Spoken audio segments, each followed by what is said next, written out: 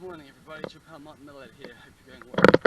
I'm finally using this camera after a whole week in the UK.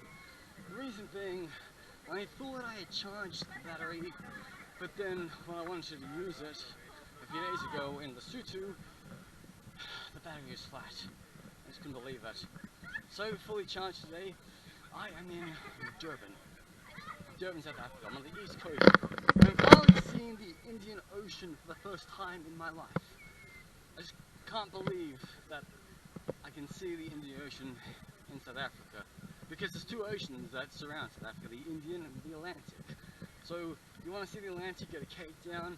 You want to see the Indian, go here. But if you want to see both, you go to the Cape of Good Hope, where you actually see both of them together, or one of those like little capes themselves in Africa. Yes. So I've been doing a lot of hardcore traveling the last couple of days. I went from Joburg to Maseru and Lesotho. I traveled through Lesotho on Thursday, and then yesterday I drove down the Sandy Pass and ended up here in Durban. I'm staying at this really nice backpackers, but it's a little bit iffy though. I mean, my room's a bit stuffy and it's in a gated community, but the people are nice and they're very friendly, and they've given me transport down here today, which is a good thing. I haven't had much incidents of like being attacked or mugged or bothered. I mean, people just don't bother you here, no matter like where you're from. Yes. I mean, I did get bothered for 5 rands at like Park Station a few days ago, but that was just typical, you know. But you do have to keep your wits about you, and just like don't flash obvious. I mean, I'm using this camera to be vlogging, but it's part of my job to vlog, and sadly my other camera, it keeps on screwing up because I bought zinc batteries in London instead of this Duracell. So maybe today I do buy some good batteries at the supermarket, and so I can continue like vlogging properly. Yeah. And so I'm quite glad that I've made it to Southern Africa. It's been my dream to come here for at least 12 years. I've always been putting off a trip because there's been so many countries in Europe to visit. But there are like so many countries that border South Africa, like we got Lesotho, Eswatini, Mozambique, Zimbabwe, Botswana, and Namibia. My main aim is to get to all 6 plus Zambia in the next few weeks. I've already done Lesotho and South Africa. Tomorrow I get to Eswatini. So, see over there, Atlantic Ocean, it's the beachfront. You can see a cargo ship in the distance. And then this is like the golden mile of beaches. Kind of reminds me of the Gold Coast back in Australia. That's a beach I never went to. Although I did go to Gold Coast airports, and from Coolangatta on the border with Queensland, you could see the Gold Coast in the distance.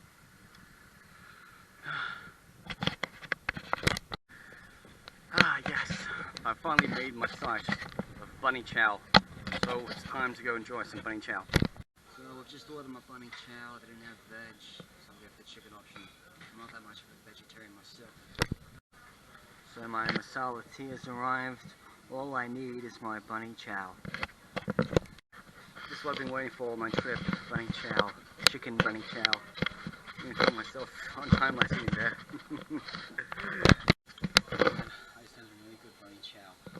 But I just should have ordered a quarter, not a half. I know I didn't eat breakfast today, but you know, your stomach just can't handle full curry when you've had nothing to eat. It's crazy. Man, I just took on a loaf of Bunny Chow, and I couldn't eat it all. I mean, I ate all the curry, I ate all the vegetables, and I drank my masala tea, but I just couldn't finish like the last quarter of bread. I didn't even have breakfast this morning because I forgot to buy food last night. Yeah. So, Bunny Chow is best tried here in Durban when it originated. I mean, you could try it in other parts of South Africa, like Joburg or Cape Town, but the finest Bunny Chow is located here because it's a traditional South African Indian food.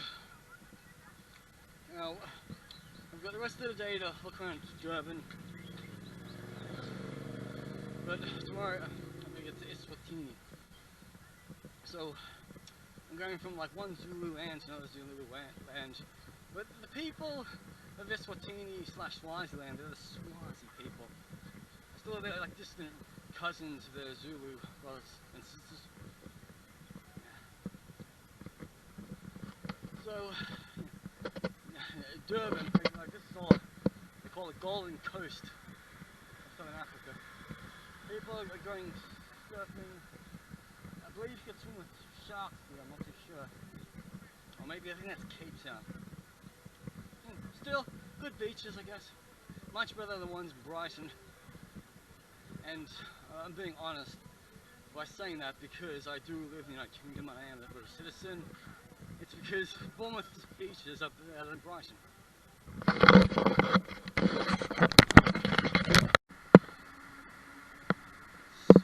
been half an hour since I had lunch, and I'm feeling the full effects of eating Bunny Chow in my stomach. Like, I got a lot of stuff to burn off with this walk.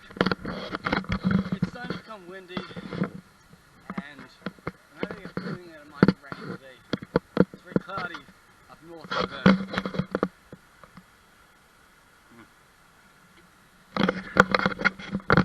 But as you can see over there, the Indian Ocean. Not a pretty looking beach though over here, but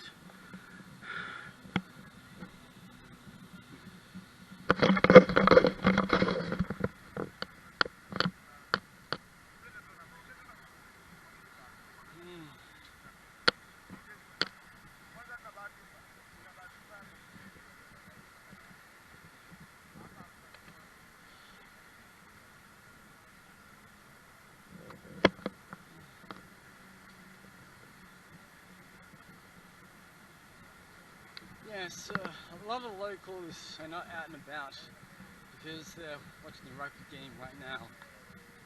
It started at 11, but it should have been over at this moment between Australia and the Springboks in my country, Australia.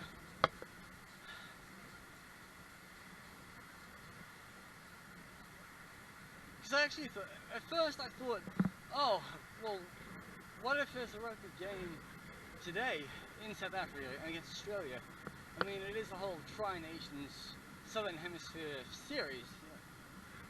As a matter of fact, the Sharks who play in the Super Rugby 14 in the early months of the year, like the summer months, the autumn months, their stadium is over there, which I had no idea about. This, like the Sharks, and I think like the Bulls, and maybe there's like a third South African team. I remember growing up in Australia, we had the New South Wales Waratahs, the Queensland Reds, and the ACT Brumbies. And I think also there was a team from Perth. But anyway, it was mostly New Zealand teams that would win the Super Rugby every year. The Brumbies won it a couple of times when I was a young teenager.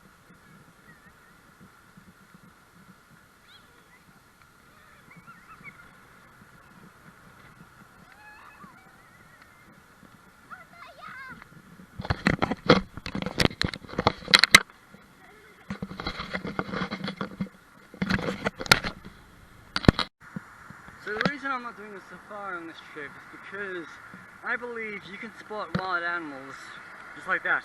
I mean, look here, I'm in Durban, South Africa, and 2 meters, 3 meters away from me is a little monkey over there, native to this area.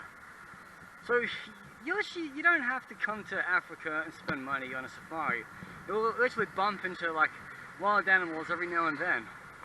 I mean, this is the first non-farming animal that I've seen so far in Africa. I've seen too much sheep and donkey and goats all over Lesotho and South Africa. So here, this little monkey right there.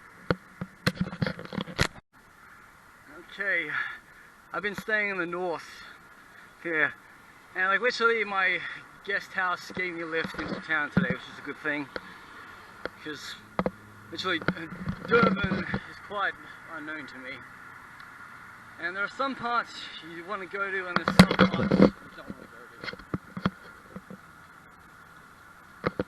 But there's a talk we have to mention about when traveling to dangerous areas. Now I know that this is South Africa, it's not Somalia, it's not Afghanistan, it's not Iraq, it's not like the Colombia-Panama border. Right, it's South Africa. I mean, yes, there is crime and all, which is higher than where I live in England, but this type of stuff shouldn't stop you from traveling there. Many years ago, this Rhodesian lady complained to me that Iran wasn't safe. She, a typical white, angry person, doubted that Iran was safe. I went there, I spent a couple of days hanging out with my stoner friends in Tehran, and nothing bad happened to me. Although it was a shit experience because I couldn't leave a mate's house until like later on the day, and I didn't have like much fucking freedom to look around Tehran on my own. Literally, if I didn't know any of my stoner friends, I would have just gone to Tehran, stayed in accommodation, and just seen it. I do not like being told where to go, what to do. If I want to be told where to go, what to do, I'd go to North Korea or I'd go to Bhutan. But to compare, you know, tourism in South Africa and tourism where I've previously been in Africa, people are less annoying. People don't bother you for money. People don't bother you for crap, which is a good thing. Because literally, the black people will notice you. They'll probably think, oh, he's a Boer, oh, he's an Afrikaans, oh, he's of English blood.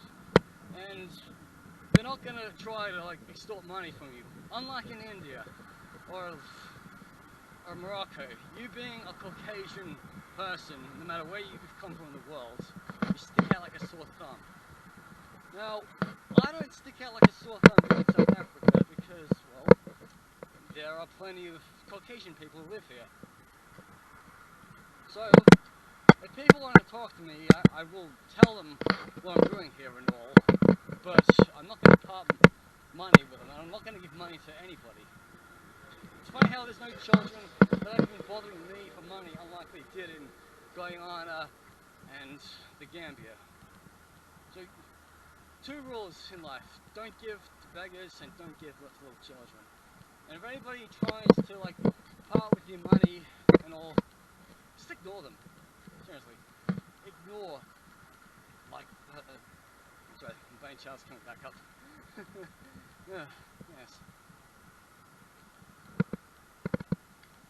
But also with travel safety, the important thing is A, don't flash your cash about, B, don't flash your wealth around, and C, make sure you have, you know, a second wallet to hide money. Like, you should be wearing a money belt that has most of your cash, your passports, and your bank cards. And on the other hand, you have like a dummy wallet with like at least $5 worth of money, and some ridiculous cards, like a library card, that's worth losing.